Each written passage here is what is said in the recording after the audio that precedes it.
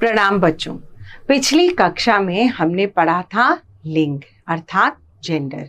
आज हम पाठ 7 में पढ़ेंगे वचन अर्थात नंबर। आइए ध्यान से इन उदाहरणों को पढ़ते हैं।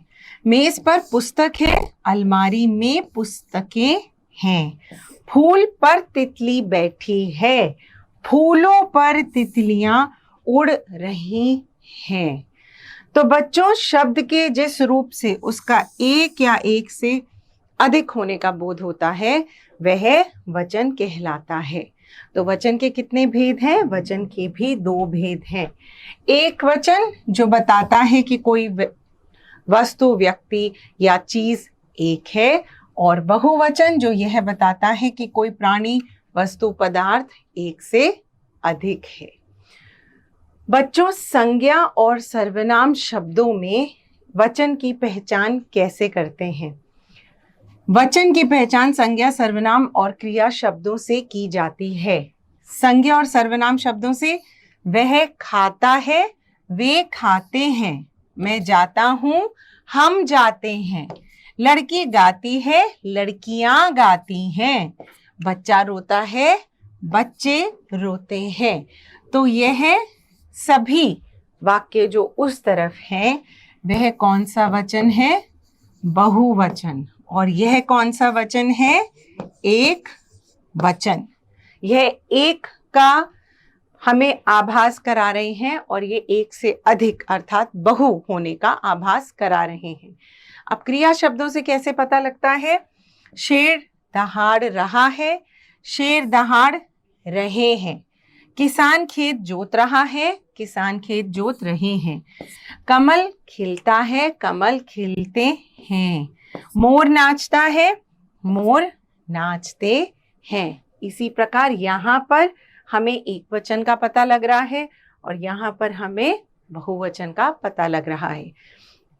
आइए वचन संबंधित कुछ स्मरणीय बिंदु एक साथ पढ़ते हैं और फिर वचन परिवर्तन के नियम समझते हैं। स्मरणीय बिंदु: कुछ शब्द सदैव एक वचन ही रहते हैं, जैसे पृथ्वी, आकाश, आग, पानी, दया, वर्षा, घी, जाति, सत्य, झूठ, सामान, भीड़, जनता, पुलिस आदि।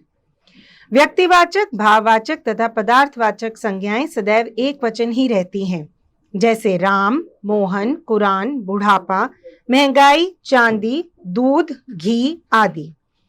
कुछ शब्द सदैव बहुवचन में रहते हैं, जैसे प्राण, होश, दर्शन, बाल, आंसू, हस्ताक्षर, दाम आदि। आदर एवं सम्मान प्रकट करने के लिए एक वचन शब्दों का प्रयोग बहुवचन की भांति होता है, जैसे पिताजी सो रहे हैं, अध्यापक कक्षा में पढ़ा रहे हैं। कुछ संबंध सूचक संज्ञाएं दोनों वचनों में समान रहती हैं, जैसे नाना नानी, मामा मामी, चाचा चाची, दादा दादी, बाबा काका आदि। एक वचन से बहुवचन बनाना: अंतिम वर्ण अ के स्थान पर ए करके, पुस्तक पुस्तकें, कलम कलमें। अंतिम वर्ण आ के स्थान पर ए करके, कपड़ा कपड़े, घोड़ा घोड़े। अंतिम वर्ण आ को ए में बदलकर, लता लताएं, कथा कथाएं।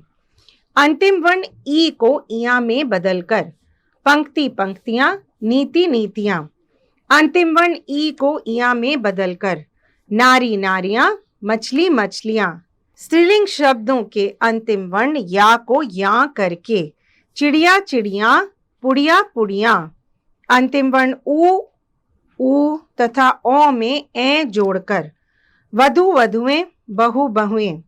एक वचन शब्दों में गण, वृंद, वर्ग, जन, लोग आदि शब्द जोड़कर, गुरु गुरुजन, मुनि मुनिगण, खग खग वृंद, हम लोग। तो बच्चों, इस पाठ में आपने पढ़ा वचन और वचन परिवर्तन के नियम। चलिए अब अभ्यास कीजिए और भाषा के शुद्ध रूप को लिखने का प्रयास कीजिएगा। धन्यवाद।